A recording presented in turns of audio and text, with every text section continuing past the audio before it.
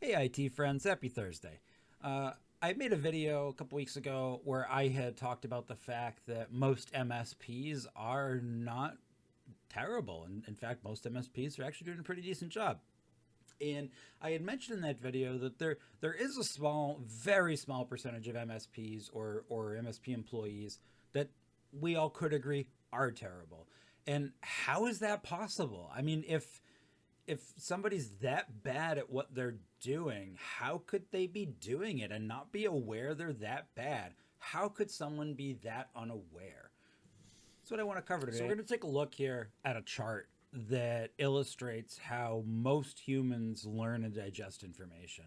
And I think that'll help put some context around how we can end up in this situation with an MSP that actually is doing objectively bad stuff, but yet doesn't realize it and is still kind of proudly participating in the industry. So bear with me here. My handwriting isn't that great.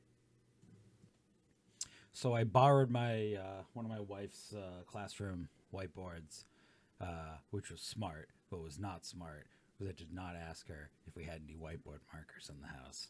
So I've got a almost dry green marker and a pink marker.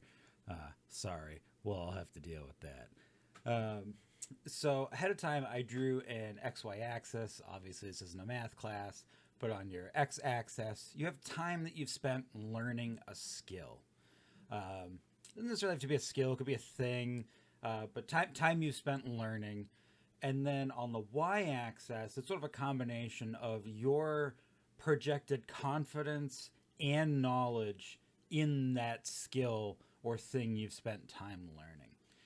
And what ends up happening for nearly every human is you end up getting a graph that looks like the following. So it starts off, obviously, we know very little, we spend very little time, and very quickly it rises up, and there's a little peak.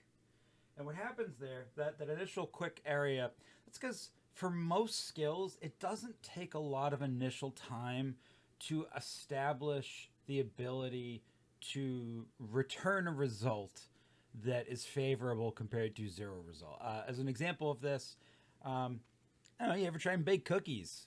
It really doesn't take very long to get edible cookies to return out of the oven when you're done. So you get this initial bump, and then what ends up happening is you have this decline here, and then the actual learning starts. And I'm going to explain all this in a second as I finish drawing it.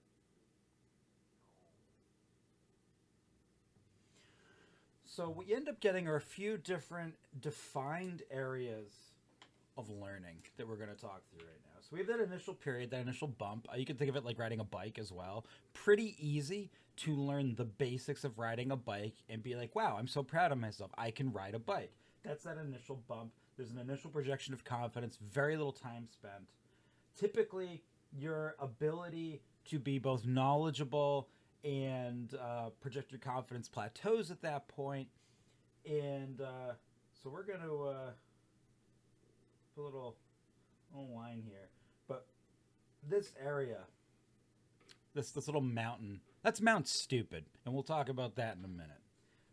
And then most people get to the top of Mount Stupid. And what you realize is, oh, wow, there's all of this I need to learn. And so you tend to fall down here into this region that I am lovingly going to call the pit of despair. That's where most of us realize, wow, if I really want to become an expert at this, there's so much time and effort and work it's going to take to get there. I think we could look at a really great example, keeping the bike riding thing, is this is the difference between a casual or amateur at, let's say, bike riding and a professional bike rider who competes in the Tour de France. It's very easy for you or me to get on the bike and learn enough to go bike riding. I mean, anyone can do that. And it doesn't take an immense amount of time and effort to get okay at bike riding where the bike stays up and you're able to move it forward reasonably competently. You could probably even go over a jump or two. It's not that hard. when you realize the amount of training and discipline that both your body and the science that goes into riding a bike, the strategy, just the amount it's going to take to get to a point where you could really be competitive, well, that's where most people fall off and they stop. And they say, that's enough for me. And I don't want to put in that level of effort. I don't have that level of knowledge. I don't need that outcome because this outcome was good enough. In my cookie example, great. I just bake cookies occasionally. I have enough knowledge. I'm done. I realize now there's so much I don't know about baking. I don't want to learn it. I don't need to become a true expert. That's fine. A lot of people sit here. I sit here. You sit here. But everyone listening to this, it's with some skill or aspect sits in this area. So what happens next? So for those of us that choose to move forward with true expertise in a skill, you have a very long, much more exponential looking curve here that takes a very slow progress. Now that your confidence has been shattered, you realize you know nothing. It takes a very long time to slowly regrow your confidence and gain that knowledge till you get up here. So this middle area, this is really true learning of a skill. And this could take, depending on what it is, many weeks, months, years. It could take multiple lifetimes, it passed generationally, but this is a very long period of time. So you get to this point up here where you're an actual expert. A great example of this that I think almost everybody here can understand the entire journey of this, if you've gone and gotten a degree in a specific subject.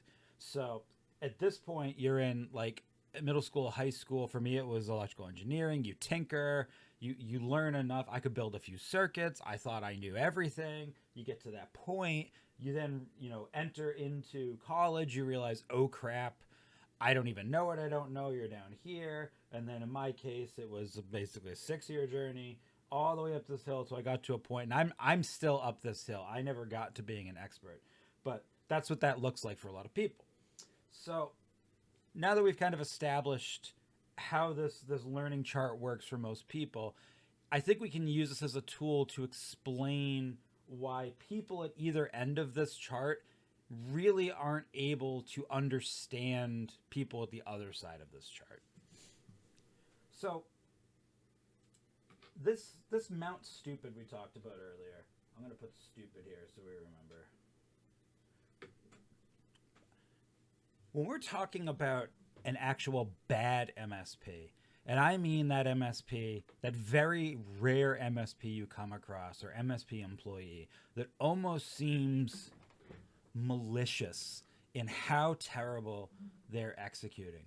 I guarantee you, this sort of like middle point on Mount Stupid, they live to the left of that. They're still over here. Most people are not intentionally trying to be weaponized stupid. I genuinely feel that very few humans wake up with true malice in their heart and a desire to do wrong by others. But if you don't yet know what you don't know, if you haven't seen the rest of this, there is literally no way that you can check your own sort of knowledge privilege in a context of speaking with your peers or executing on your MSP. And so a very, very small percentage of MSPs fall into this area where they literally, quite literally do not know what they are doing, to the point that they are doing things that are objectively harmful that to the rest of us appear to be malicious. It's not malice. They're just caught on the left side of Mount Stupid. And a very small percentage of people never get over it. We know people like this. They're armchair experts in... How many of you know somebody who has never, ever had children, ever, but has passionate opinions on the right way to parent? That's somebody on the left side of Mount Stupid. And it doesn't mean they're bad. It doesn't mean their opinions are coming from a bad place. They literally haven't seen the depth of what they don't know. On the other side of that, okay, that makes a lot of sense, right? Like, obviously, there's people who just have unintentional ignorance. Sure. Surely I could spot that as an expert and know that. No, you can't. You almost certainly can't. So what's on the other side of this is true expertise. And what does a true expertise look like? It almost looks like a flat plane or plateau. Because once you get to a certain point in time, the amount of knowledge you gain per time invested almost levels off to zero. It never becomes completely zero, but it almost levels off to a 0 degree incline on that plane. Um, as a result, and you'll also notice that plane is, well, I drew it poorly, but that plane's a little bit higher. If I'm standing on a plateau that's a little bit higher than everything else, and I'm far enough into that plateau, I can't see anything below that line. I don't know what's down here. And so the problem with that when you're a true expert, because you lose the ability to relate to everybody that isn't, you start to assume that your expert knowledge isn't. You assume it is common knowledge. Because as far as you can tell, everybody to the left and to the right of you is on this plateau. They all know the same things you know, and those are the only people you can see. Therefore, your knowledge must be their knowledge. And that's where we'll get, you see it all the time in this space, of we toss around industry acronyms and terms, completely tone deaf to the fact that the people we're speaking to have no idea what we're speaking about. It's, once again, not malice. It's not even unintentional ignorance. You've forgotten those people don't have the same knowledge as you. If you're a true expert, you really can't see the person who's on the left side of Mount Stupid. And if you're on the left side of Mount Stupid, you can't really see a true expert. You both think you're on the same plane. And so what ends up happening is then we apply the way humans do to everything. We apply our own emotional and our own bias to the situation, and we end up assuming that there are MSPs who are terrible. They're doing it on purpose. How could they possibly stay in business? These people are terrible and evil. And these people look over here and they're like, wow, these jerks over here, they think they're so much smarter than me, but they're doing the same thing as me. I'm just as good as them. And there you go. And that's how that works. The point of going through all of this, it's not to excuse negligence. I think that we should all be aware of the fact there are definitely certain things you need to do to be solvent in business. I'm not telling you that a MSP you come across that is doing things that are dangerously negligent is right, or the behavior is excusable, any more than I would be saying that if somebody, if an alien from another planet who didn't speak our language, didn't know our culture, arrived on Earth and started punching babies. Like, you do need to have some self-awareness. That alien would be wrong to do that. That is not a proper thing to do on Earth in any culture. So this is not an excuse for continued ignorance. It is an explanation, though, for how it happens and how the person who, or the MSP who is engaging in behavior that you cannot possibly fathom, how they are running a business like that and calling themselves a professional, how they can be in that position, and they won't fathom why you're so upset. Before we go, I want to address one final really important detail. At the end of the day, people typically will buy for a variety of reasons, but most commonly in a space like ours, fear of pain.